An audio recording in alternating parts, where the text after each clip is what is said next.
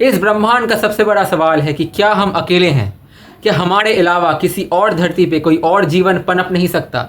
क्या एलियंस की मौजूदगी केवल एक कोरी कल्पना है या फिर इसका कोई साइंटिफिक रीजन भी है? तो आज के वीडियो में हम लोग साइंस के जरिए एलियंस होने या ना होने के सबूत के बारे में चर्चा करेंगे। तो अगर आपने चैनल को सब्सक्राइब नहीं किया है, सब्सक्राइब कर लेना और लाइक ज़रूर करना, वीडियो को शेयर ज़रूर करना। वैसे अगर हम देखा जाए तो सदियों से हमारे दिमाग में ये चलता रहता है कि इस दुनिया में केवल हम ही हैं।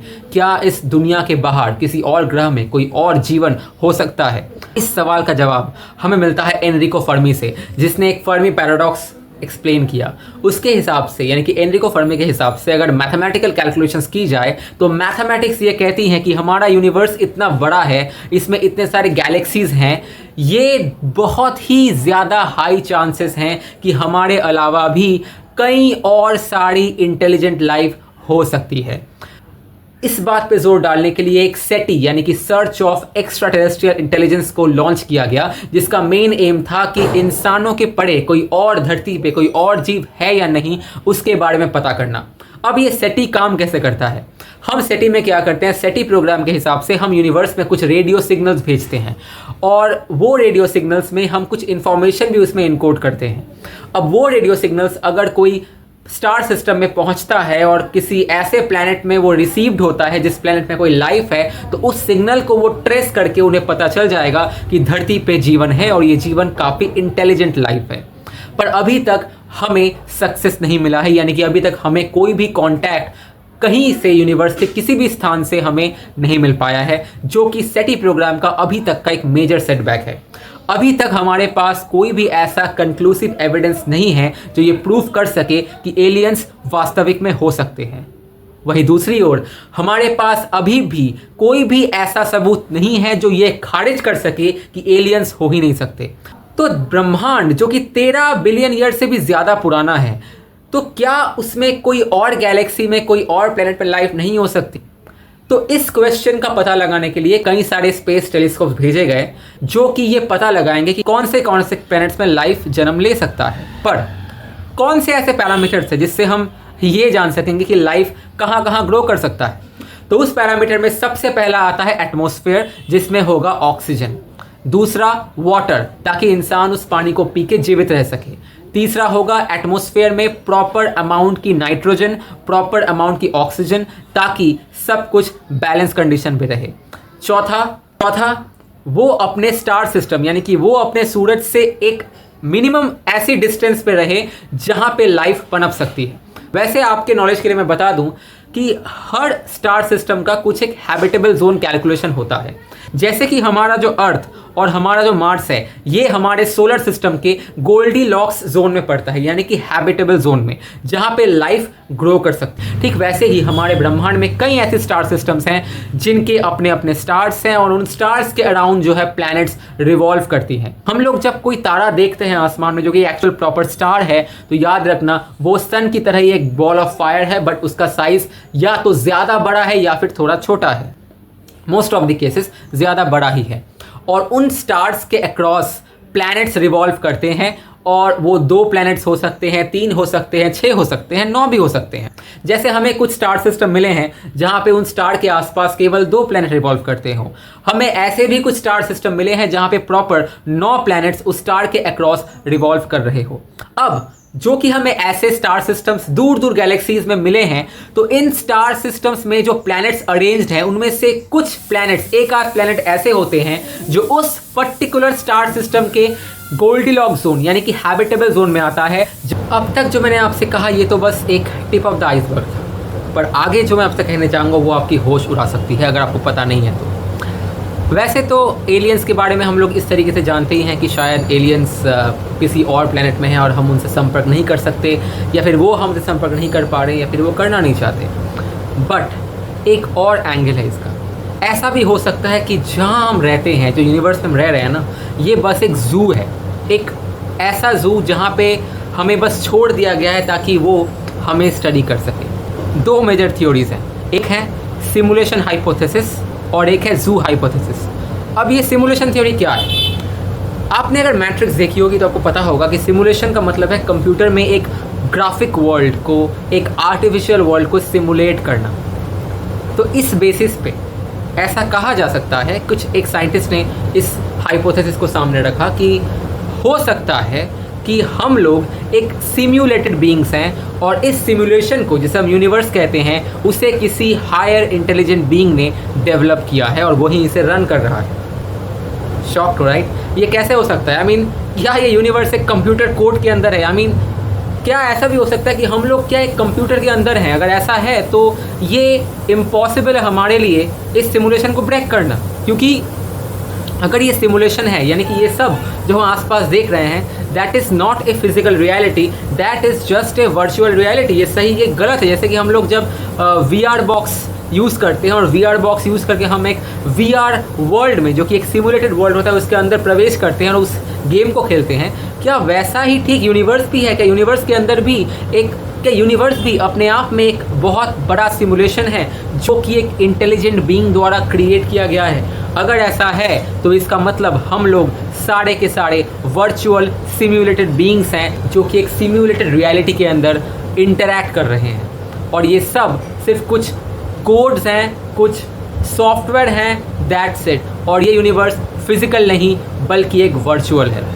और अगर ऐसा होता है तो इससे हम ये कह सकते हैं कि जिस हायर इंटेलिजेंस ने हमें इस यूनिवर्स को सिमुलेट किया, हमें सिमुलेट किया, वो हमारे लिए एलियन हो सकता है और हम शायद उनसे कांटेक्ट कभी कर भी नहीं सकते यहाँ इस सिमुलेटेड वर्ल्ड में रहते हुए। अगर ऐसा है तो ये काफ़ी भयानक हो सकता है। अब मैं आपको थोड़ा हमारे पीछे रिलीजियस स्क्रिप्चर्स पे जाते हैं। महाविष्णु, जिसे हम कहते हैं, हमारे हिंदू या वैदिक ग्रंथों में लिखा हुआ है कि हम सब विष्णु जी के सपने के अंदर जी रहे हैं। जो शैविक लोग हैं वो कहते हैं कि हम लोग शिव जी के सपने के अंदर जी रहे हैं, जो कि काफ़ी ज़्यादा एक सिमुलेशन से रिलेट करता है, जो कि काफ़ी ज़्यादा इस तरफ पॉइंट करता है कि यूनिवर्स फिजिकल नहीं बल्कि बस एक इल्यूशन है। और सिमुलेशन थ्योरी भी इसी बात को फिगर आउट करती है कि universe is not a physical reality, it is just an illusion. ये काफ़ी भयानक है, राइट? ये तो कुछ भी नहीं। एक और थ्योरी है जो कहता है, जिसे हम कहते हैं ज़ू हाइपोथेसिस। वो ये कहता है कि एलियंस, यानी कि जो हायर इंटेलिजेंट बीइंग्स हैं, उन्होंने इस प्लैनेट को, इस यूनिवर्स को क्रिएट किया और हमें, यानी कि लाइफ को पनपने दिया, यानी कि लाइफ को इवॉल्व होने दिया, ताकि वो ये स्टडी कर सके कि लाइफ कैसे इवॉल्व कर सकता है एक प्लैनेट के अंदर। ठीक वैसे ही जैसे हम लोग ज़ू में करते हैं, हम लोग कई बार किसी एनिमल या फिर किसी प्लांट के लाइफस्टाइल को स्टडी करने के लिए हम लोग एक ओपन स्पेस ज़ू बनाते हैं, जहाँ पे हम उन एनिमल्स और उन प्लांट्स को छोड़ देते हैं ताकि वो अपने हिसाब से, अपने तरीके से जीवन जी सके और हम उस पर इंटरफेयर नहीं करते, ताकि हम उसे स्टडी कर सके कि वो कैसे इवॉल्व करता है, कैसे डेवलप करता है, उसका क्या मोड ऑफ रिप्रोडक्शन है, वो लाइफ कैसे पनप रहा है, ये सब चीज़ें बाकी जो भी हमारे इंटरेस्ट में आती हैं। ठीक वैसे ही ऐसा हो सकता है कि किसी हायर इंटेलिजेंट बीइंग ने लाइफ को स्टडी करने के लिए हमें बनाया है इस तरीके से जहाँ पे वो खुद हमारे ऊपर इंटरफेयर नहीं करते, यानी कि इवोल्यूशन के स्टार्टिंग में ही उन्होंने कुछ इनिशियल कंडीशंस दे के इस रियलिटी को, इस लाइफ को छोड़ दिया अपने ऊपर, ताकि ये लाइफ खुद ब खुद इवॉल्व हो सके टू हायर इंटेलिजेंट बीइंग, और इससे वो स्टडी कर सके कि लाइफ इवॉल्व कैसे होता है और क्या चांसेस है किसी एक पर्टिकुलर लाइफ के इंटेलिजेंट बीइंग में इवॉल्व होने के। तो ये सारी स्टडीज़ करने के लिए, ये सारी साइंटिफिक स्टडी करने के लिए शायद उन्होंने एक लैबोरेटरी में इस यूनिवर्स को क्रिएट किया है और हम सब इस ज़ू के अंदर बस एक लैब रैट की तरह काम कर रहे हैं। अगर ऐसा है तो इसका मतलब ये होता है कि वो हायर इंटेलिजेंट बीइंग एक साइंटिस्ट है जो हम पर सिर्फ स्टडी कर रहा है, हम पे नज़रें जमाए हुआ है कि हम क्या कर रहे हैं, कैसे कर रहे हैं, हम कैसे आगे बढ़ रहे हैं, बट वो हमारे साथ इंटरफेयर नहीं कर रहे हैं ताकि वो देख सके कि लाइफ कैसे इवॉल्व कर सकता है। अगर ऐसा है तो शायद हो सकता है कि इन फ्यूचर जो इवोल्यूशन प्रोसेस है उसे वो तेज़ कर सके या स्लो डाउन कर सके, ये पूरा कंट्रोल उनके हाथ में है, वो जब चाहे तब डिस्ट्रॉय कर सकता है। तो ऐसे भी थ्योरीज इस दुनिया में मौजूद है। बट वंस अगेन, मैंने अभी एक चीज़ गलत कहा, थ्योरी, राइट?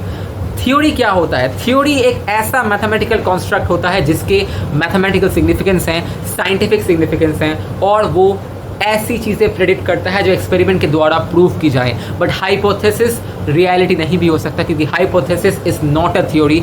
हाइपोथेसिस अगर वो है तो उस पर और भी काम करना होगा ताकि वो थ्योरी बन सके। और मुझे नहीं लगता कि इस वक्त जो हम स्टेज पे हैं, हम दोनों में से किसी भी एक हाइपोथेसिस को टेस्ट करके उसे प्रूव कर पाएंगे। तो मुझे पता है कि आज के इस वीडियो में आप सबका दिमाग पूरा घूम गया है, क्योंकि आपको एक रियलिटी को किसी और नज़रिए से देखने का मौका मिला है। पर सबसे ज़रा शॉकिंग बात यह है कि जो थ्योरीज़ या जू हो या सिमुलेशन हो, ये दोनों थ्योरीज़ ही या दोनों हाइपोथेसिस ही किसी हायर इंटेलिजेंट बीइंग को प्रमोट करती हैं, यानी किसी हायर इंटेलिजेंट बीइंग की तरफ इशारा करती हैं जिसने ये सब क्रिएट किया है। और हमारे हर एक रिलीजन में, चाहे वो गॉड हो, अल्लाह हो, भगवान हो, हर एक की जगह एक ही स्टोरी है कि इस यूनिवर्स को किसी गॉड ने बनाया है और वो हमें कंट्रोल कर रहा है। तो क्या गॉड ही वो एलियन है जो ये थ्योरीज़ बताना चाह रही हैं? यानी कि रिलीजियस टर्म में जिसे हम गॉड कहते हैं, या साइंटिफिक टर्म में वो हायर इंटेलिजेंट बीइंग्स हैं जिसने हमें क्रिएट किया है? अगर ऐसा है तो डेफिनेटली उसके पास काफ़ी ज़्यादा पावर है। अगर ऐसा है तो असली गॉड कौन है? असली गॉड कौन है ये हमें नहीं पता, बट अगर हम थोड़ा वेदांतिक फिलोसफी में झांके तो हमें पता चलेगा कि गॉड जैसी कोई चीज़ नहीं होती, बल्कि ये सब एक शून्य, एक महान शून्य होता है, जो कि हम सब की आइडेंटिटी और रियलिटी है, जहाँ पे हम सब अपनी आइडेंटिटी खो देते हैं और सब एक ही में विलीन हो जाते हैं, जो कि शून्य यानी कि ज़ीरो स्टेट है। अगर शून्य है तो भगवान होने के चांसेस है ही नहीं, और अगर ऐसा कोई भगवान है जिसने हमें बनाया है तो इसका मतलब ये हो सकता है कि वो कोई एलियन हो जिसने हमें सिमुलेट किया है या फिर हमें क्रिएट किया है खुद लाइफ को स्टडी करने के लिए। ऐसे कई सारे पॉसिबिलिटीज़ हो सकते हैं इस ब्रह्मांड में, क्योंकि ये ब्रह्मांड इनफाइनाइट पॉसिबिलिटी से घिरा हुआ है और अभी भी हम इंसान इस ब्रह्मांड के 0.00001% नॉलेज भी शायद गेन नहीं कर पाए। वैसे अगर आपको आज का वीडियो अच्छा लगा हो तो सब्सक्राइब ज़रूर करना, और ये काफ़ी ज़्यादा इन्फॉर्मेटिव है तो इसे शेयर करना अपने दोस्तों के साथ ताकि उनका भी नॉलेज बढ़े। और आप कमेंट पे ज़रूर लिखना कि क्या मुझे ऐसी साइंटिफिक वीडियोस और ज़्यादा बनानी चाहिए या फिर मुझे political affairs, social affair video बनाना कंटिन्यू करते रहना चाहिए। ये आप पे डिपेंड करता है।